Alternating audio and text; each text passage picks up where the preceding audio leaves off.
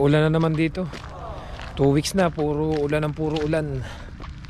Hindi kami masyado naglalabas. Saka kung napansin nyo, hindi na ako nakakakuha ng mga ibang video doon sa ibang lugar. Kasi nga, nakakatamad. Di ka naman makapagpalipad ng drone kasi nga naulan. Tapos na yung day off natin, mag-grocery lang ulit tayo. Gano'n lang naman ang buhay.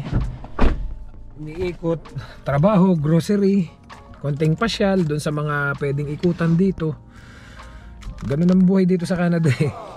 Swerte ka kung malapit ka doon sa mga lugar na mga maraming pasyalan, kagaya ng mga nasa downtown, yung mga nasa parting city talaga, yung mga maraming pwedeng pasyalan.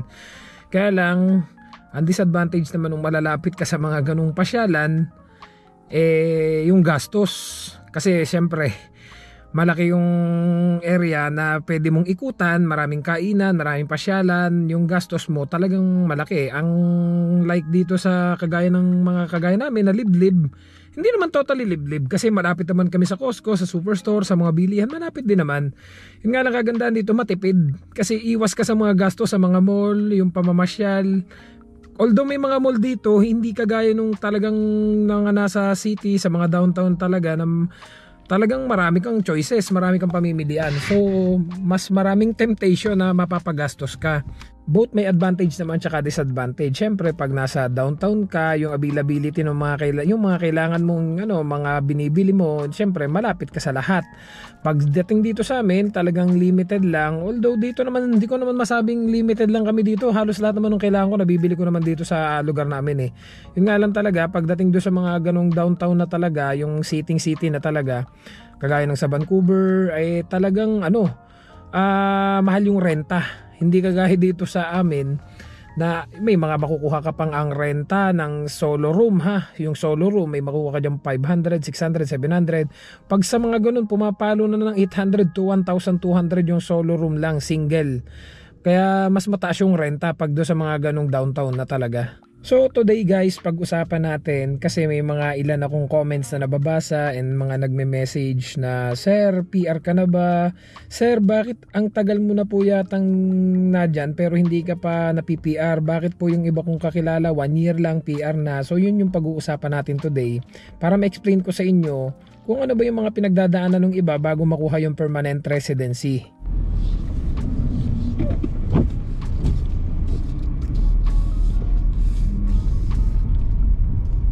Alam nyo guys, nung hindi pa ako nakakarating dito sa Canada, syempre may mga ibang bansa din naman tayong pinanggalingan bago tayo nakarating dito. Halos lahat ng tao na nakasama ko, nung nasa Saudi ako, nung nasa Taiwan ako, halos iisa yung iniisip pagdating ng Canada. Alam mo yung nasa Saudi na yung mga kasama mo, pero iba yung tingin nila sa Canada eh. Nasa Taiwan na yung mga kasama ko, pero iba yung tingin nila sa Canada. Parang ganun. Parang to make the story short, parang sa iba't ibang bansa na pinanggalingan ko, ang taas ng pagtingin nila pag sinabing Canada. Sobrang taas ng expectation ng mga taong kakilala ko pagdating sa Canada. Even ako. Kasi nga pag sinabing Canada, iba eh. Kakaiba talaga yung pagtingin ko. Bukod sa napakagandang bansa na malaki ang sahod, may snow, yung mga ganon. Kaya pag nakakakilala ako ng mga taong nasa Canada, parang iba yung pagtingin ko. Ang totoo niya, nakaranas pa ako ng ganito eh. Yung parang pag nalaman nila nasa Saudi lang ako dati, ay Saudi lang. Yung kilala ko nasa Canada eh. Ay Taiwan lang. Yung kilala ko nasa Canada eh. Yung mga ganon. Yung bang parang dahil yung bansang nagtatrabaho ako eh Saudi lang, Taiwan lang, parang ganun yung tingin nila. Totoo yan. May mga ganun tayong kilalang tao na ganun talaga yung pagtingin. Kaya dati parang hindi ko naman sinasabing minamalit ko kasi yung mga bansang pinanggalingan ko, totoo po niya, nakaipon ako eh. Nasa pag mo pa rin yan, sa pagbabudget mo. Kaya nung mga may ilan tayong kakilala, kaibigan, kasama na nakarating dito sa Canada, na dati mga nagtatanong lang sa akin paano maka-apply ng Saudi, paano maka-apply ng Taiwan, and then pinalad na makarating dito sa Canada. Sabi ko, wow, ang galing naman, aswerte naman nila. Hanggang sa ayun na nga, nauna sila dito sa Canada. Hanggang sa siyempre observation natin. Gano'n naman ang mga Pinoy mapag-obserba yan, lalo na doon sa mga kapitbahay nila, kaibigan nila, kakilala nila na nakakaalis. Inoobserbahan natin yung mga bawat bansang napupuntahan ng mga kaibigan kakilala natin, kung ano yung ipupundar nila sa Pinas, kung ano yung mga napoprovide nila, kung ano yung mga, kasi ganun tayo observant ng mga Pinoy. Lalo pat may mga kaibigan kakilala sila nakapag-abroad, kung gumanda na ba yung buhay nila, ganun. So yun nga, may mga kilala naman tayong nakapag Middle East, Taiwan, pero mga nakapag-provide ng bahay, napag-aral yung kapatid, yung mga pamilya na suportahan, gumanda yung buhay, in short, nakapag-business. Then yun nga, yung kakilala kong mga nagpunta ng Canada, may mga ilan kaming kaibigan na, uy, Birds, si ganito na PR na sa Canada. De syempre, wow, galing naman, PR na.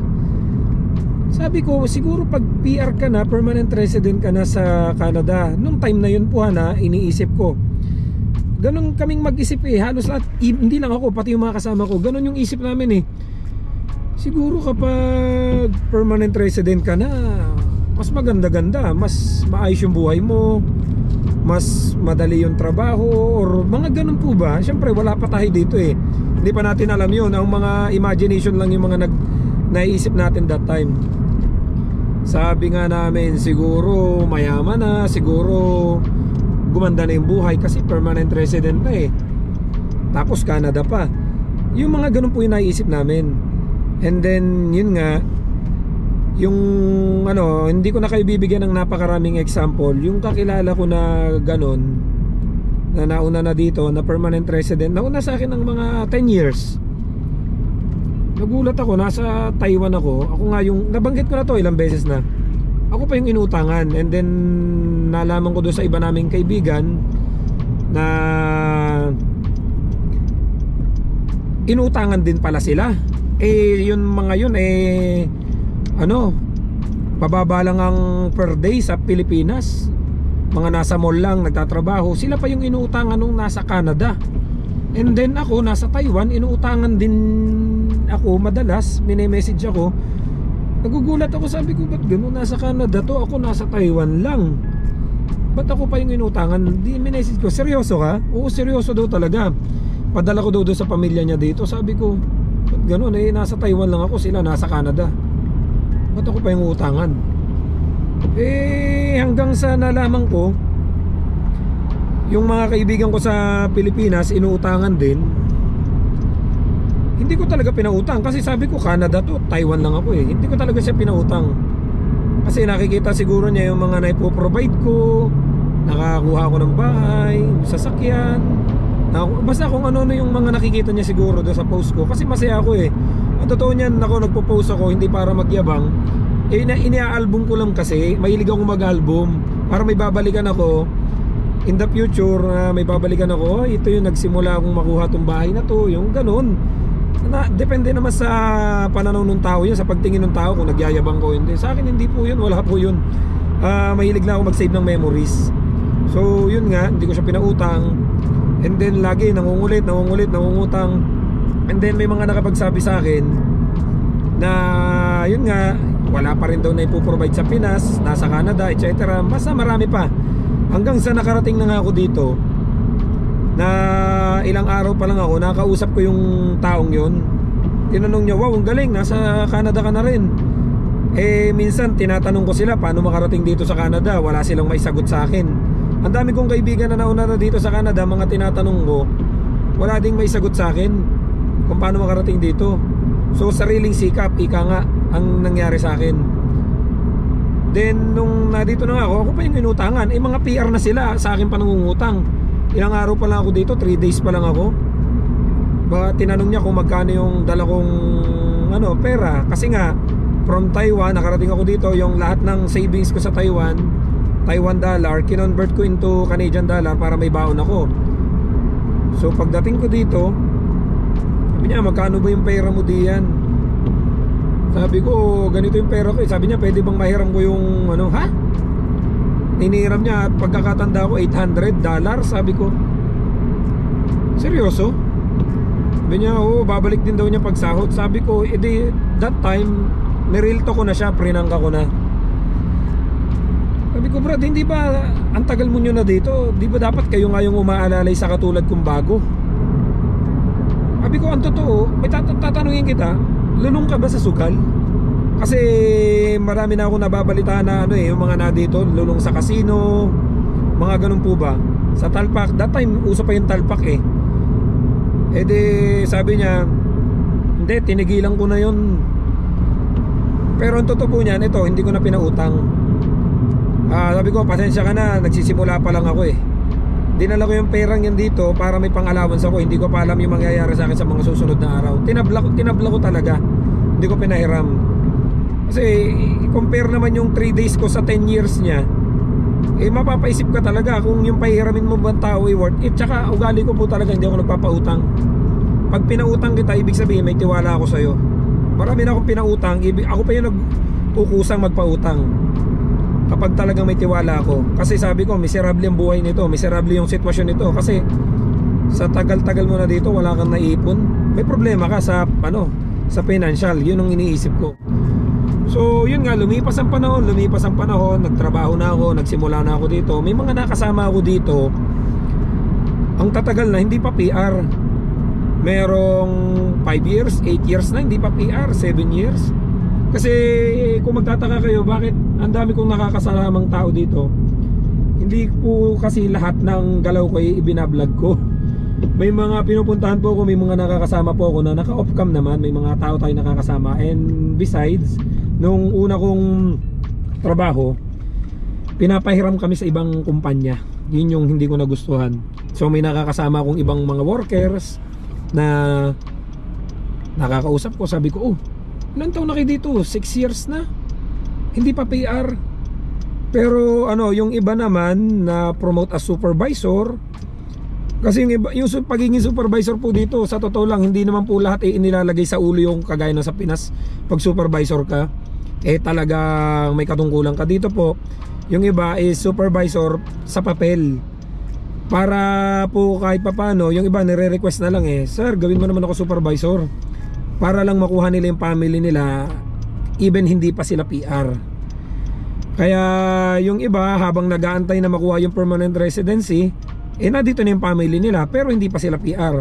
Bali ang mangyayari po nun, yung work permit nung spouse mo at nung anak mo is open work permit. Nakatali po yung kanilang status sa status mo, sa work permit mo. So that means, kapag nawalan ka ng status dito sa Canada, mawawalan din sila ng status. Kaya kailangan alagaan mo yung pagiging supervisor mo hanggat hindi mo nakukuha yung permanent resident.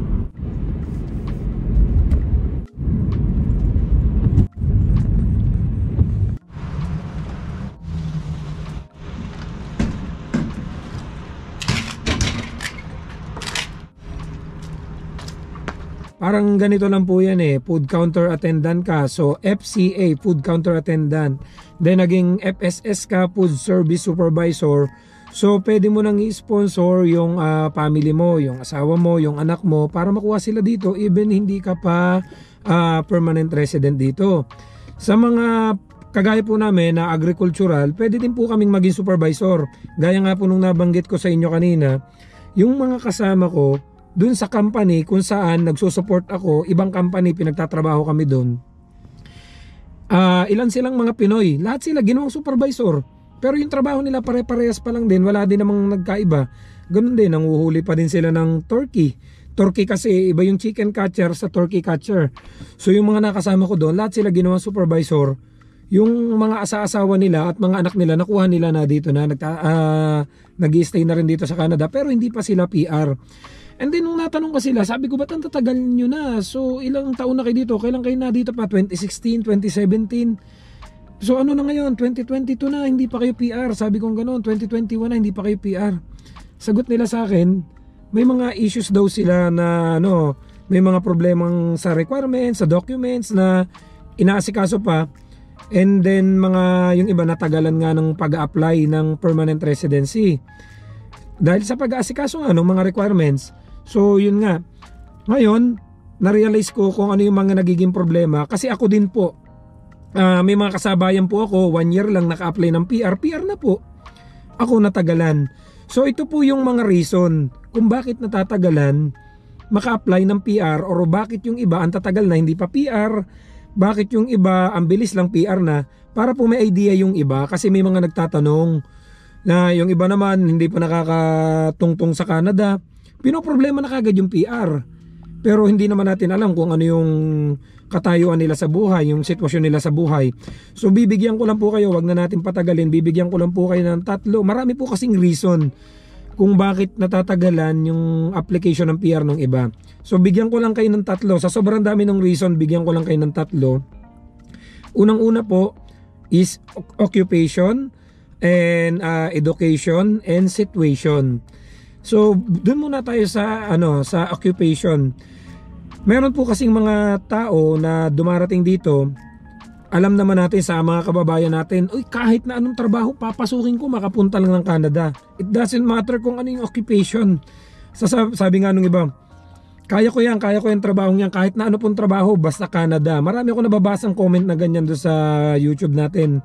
Sir, kahit na anong trabaho papasukin ko, basta makapasok ng Canada. So grab lang ng grab.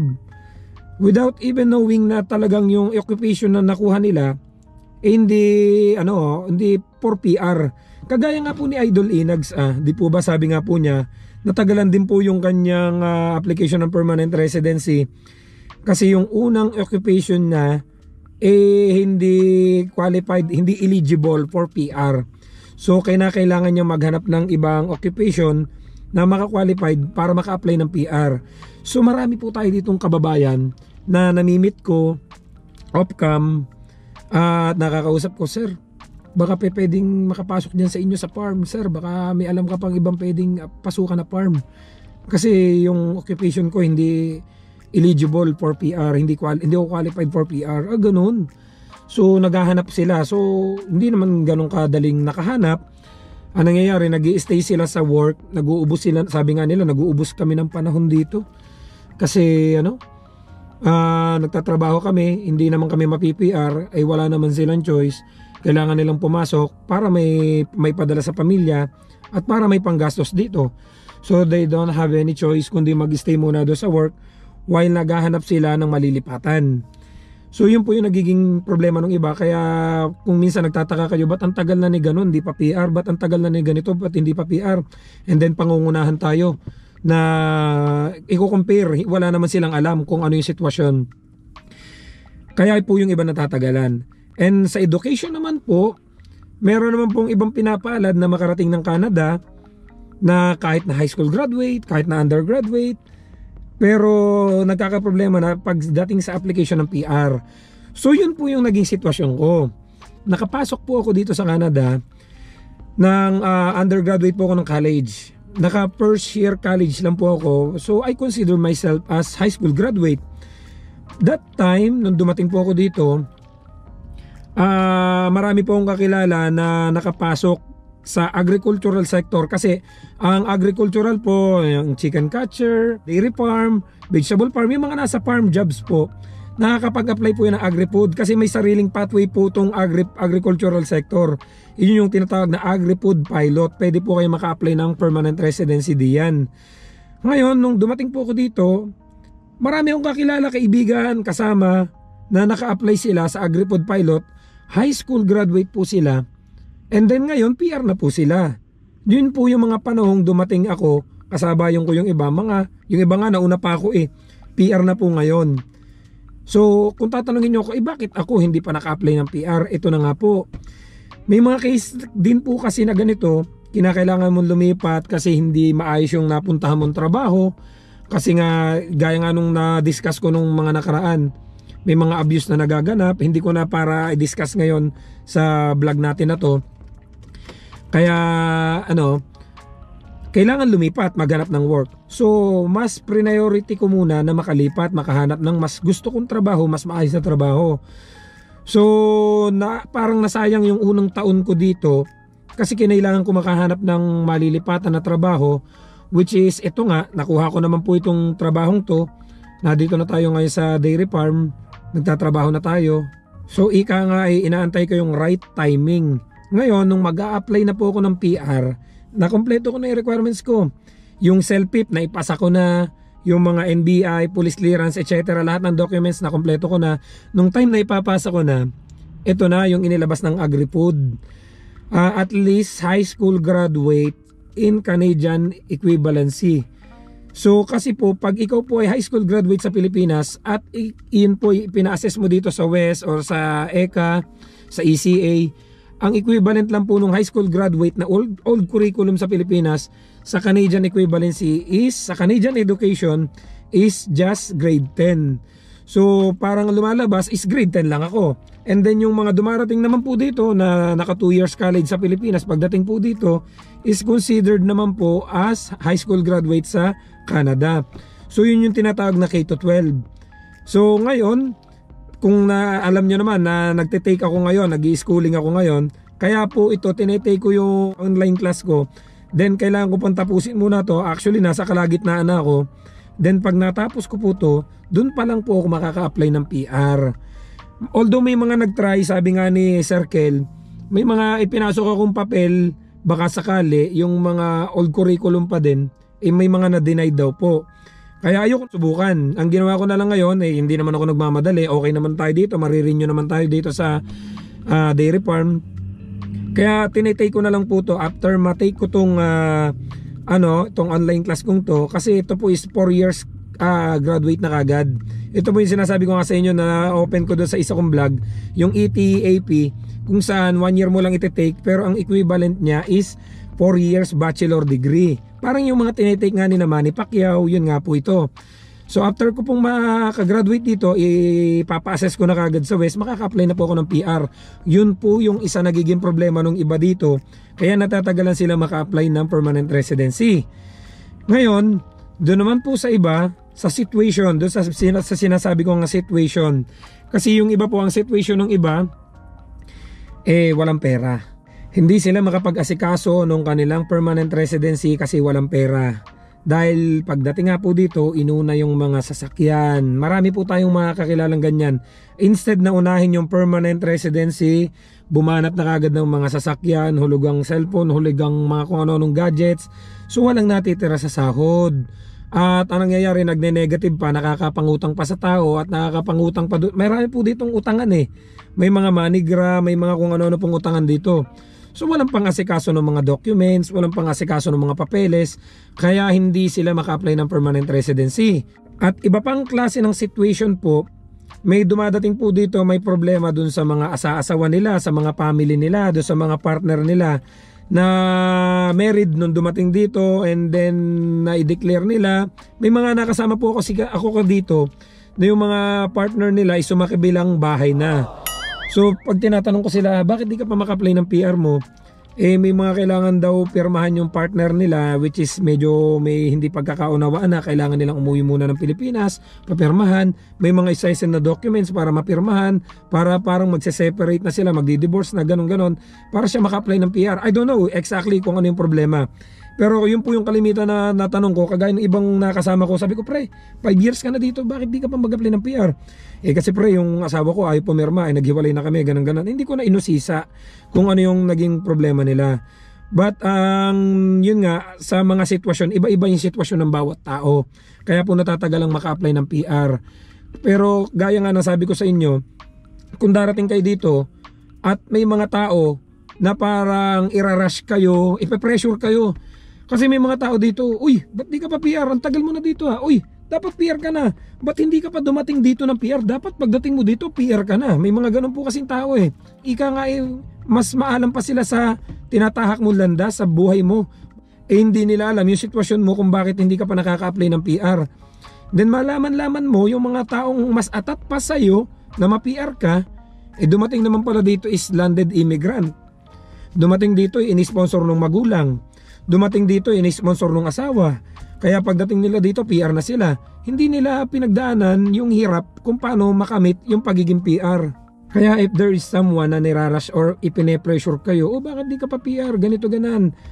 As long as alam mo naman na may ginagawa ka para makuha mo yung permanent residency mo, nag-aasikaso ka naman ng documents mo, kaya nga lang may inaantay ka pa na right timing, go ka lang, hayaan mo lang sila. Huwag kayong magpapadala po doon sa mga ganon, kasi yung iba naman kakilala ko na ganon dumating dito, hindi nila pinaghirapan yung pagkuha ng permanent residency kasi nga ini-sponsor lang sila. Kaya ECPR, sabi nga ng mga kasama ko, ubuti pa to ECPR, pagdating dito maghahanap na lang ng trabaho. Pero hindi pa din po ganon kadali. Gaya nga ng sabi ko sa inyo, may mga kakilala naman tayo dito na permanent residency na gagaya nung iba nagme-message sa akin, ang dami. Sir, PR na ako. Sir, may citizen pa nga, nagulat ako. Sabi ko, PR na, citizen na, ba't sa akin pa nagpapahanap ng trabaho, nagtatanong kung pwede makapasok doon sa farm, kung pwede ko siyang samahan doon sa farm na ganito. Kaya, siyempre, marami tayong realization na sabi ko, hindi pala porket resident ka na dito, madali na ang buhay. Tayo pa rin ang gagawa ng buhay natin dito, kung paano magiging magaan.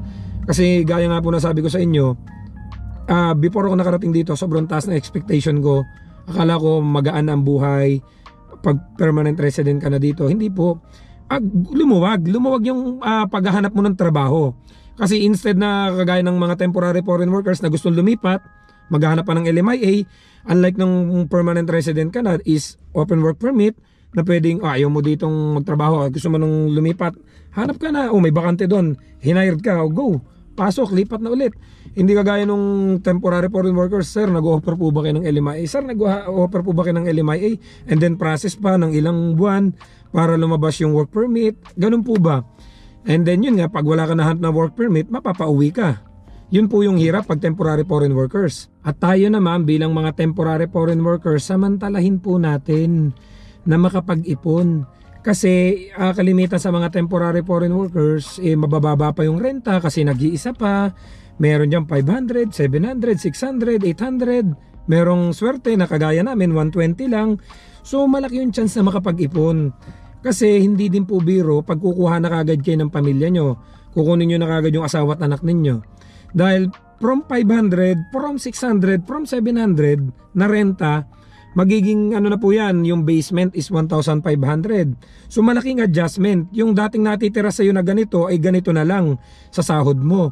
Although pwede nyo sabihin na magkakatrabaho naman yung asawa ko magkano po yung mapapadagdag sa kanya na sahod na papasok sa income ninyong mag-asawa, and then may anak pa kayo, and then hindi nyo kasi yung iba po na kilala ko dito na permanent resident na, hindi din agad makuha yung pamilya. Bakit? May mga bagay silang isinasaalang-alang. Unang-una, pag kinuha ko yung asawa ko, saan siya magtatrabaho? Dito yung trabaho ko, tapos dun siya. Yung asawa ko hindi marunong mag-drive, so kailangan matuto siyang mag-drive. So paano yun? Ihahatid ko siya, tapos ako dito, baka malate ako doon sa trabaho. So paano yan pag nag-snow? Paano siya papasok? Paano ako? Yung mga ganun po ba? So ang layo ng trabaho. May mga swerte kung malapit kayo pare sa trabaho, mga ganun po ba? Marami ka dapat isalang-alang, hindi yung basta banat kagad ng banat na kunin ko na yung pamilya ko, na dito na kagad sila. Tapos yung anak mo, malapit ba sa school, malayo. So parang baka maka-apekto dun sa trabaho mo, kasi kailangan mong hatian yung oras mo para may hatid yung asawa mo, yung anak mo, tapos yung trabaho mo. Or yung iba naman, marunong mag-drive yung asawa, so kinakailangan nilang kumuha pa ng isa pang sasakyan, so magdodoble na yung sasakyan, magdodoble na yung insurance. Marami po dapat isalang-alang. Kaya yung iba naman kilala ko, although nakuha na yung permanent residency, hindi pa rin kagad kinukuha yung pamilya. Yung iba nga po napapaisip na parang mag-ipon na lang instead na kunin yung pamilya. Kasi sabi nga nila, parang ganoon, parang basta marami, kanya-kanya naman po tayo ng desisyon Kanya-kanya tayo ng opinion at pananaw sa buhay. Kaya yung iba sabi, wag ko na palang kunin yung pamilya ko. Mag-ipon na lang ako, mga 6 years straight ako dito, mga 3 kontrata, then uwi na lang ako, doon na lang ako sa Pinas mag-business. So yun lang guys, ang gusto ko lang may share sa inyo na permanent residency will not guarantee you to have a good life here in Canada. Although pag PR ka na, mag-o-open na lahat ng opportunities, magbubukas na lahat. Kaya nga lang, kayo pa rin po ang gagawa ng magiging buhay nyo dito sa Canada. Kung paano ka mabubuhay dito, kung paano ka makakapag-ipon, kung paano ka asenso, kung paano ka aangat sa buhay dito sa Canada. So hanggang dito na lang muna guys, mag-iikot-ikot lang ako dito sa mall. Pasensya na kayo kasi maulan dito, kaya dito na lang tayo sa sasakyan lagi nakakagawa ng vlog. So see you guys sa next vlog. Maraming salamat sa panonood. Don't forget to subscribe, like, and share this video para kahit paano makatulong tayo doon sa mga kababayan natin na naghahangad makarating dito sa Canada, para kahit paano makapaghatid tayo ng idea. Maraming salamat. See you guys sa next vlog. I love you all. God bless. Bye-bye.